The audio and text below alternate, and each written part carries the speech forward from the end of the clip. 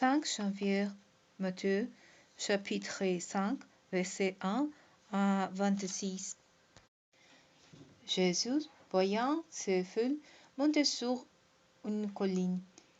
Il s'assit, ses disciples se rassemblèrent autour de lui, et il se mit à les enseigner. Il leur dit: Heureux ceux qui se reconnaissent spirituellement pauvres, car le royaume des cieux leur appartient.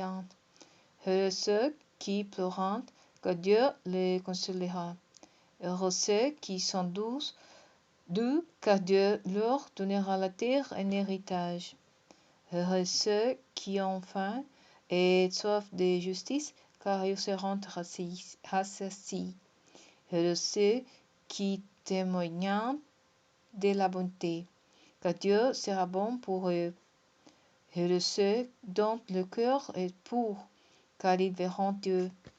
Heureux ceux qui répandent autour d'eux la paix, car Dieu les reconnaîtra pour ses fils.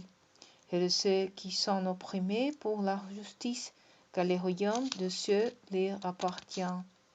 Heureux serez-vous quand des hommes vous insulteront et vous persécuteront, lorsqu'ils répandront toutes sortes de calomnies sur votre compte à cause de moi.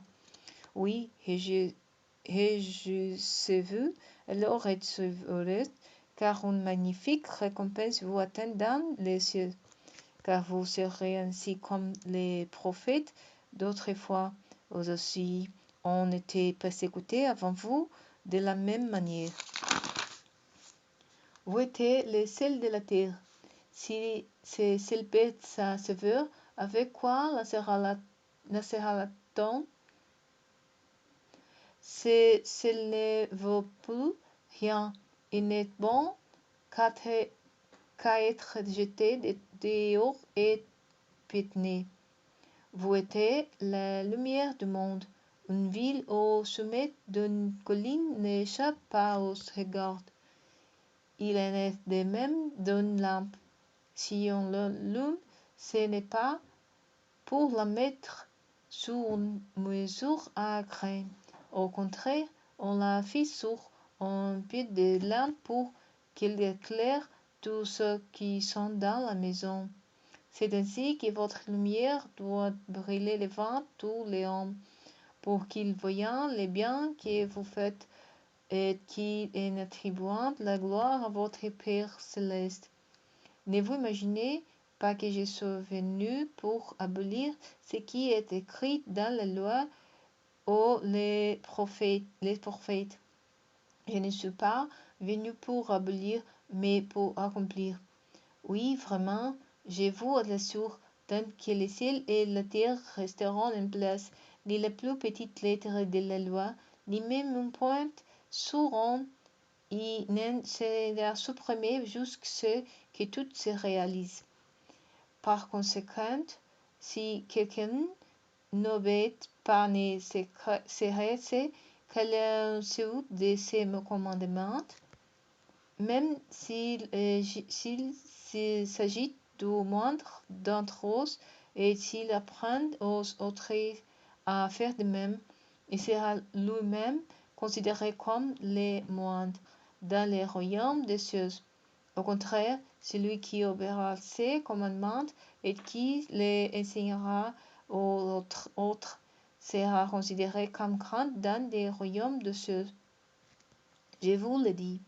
Si vous ne vivez pas selon la justice mieux que les spécialistes de la loi et les pharisiens, vous n'entrez pas dans le royaume des cieux.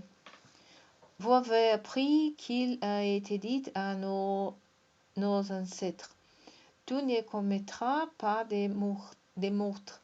Si quelqu'un a commis un meurtre, il en répondra devant le tribunal. Eh bien, moi, je vous dis, celui qui se met en colère contre son frère en répondra devant le tribunal. Celui qui lui dit imbécile passera devant le grand conseil. Et celui qui les trahit de fou est bon pour le feu de l'enfer.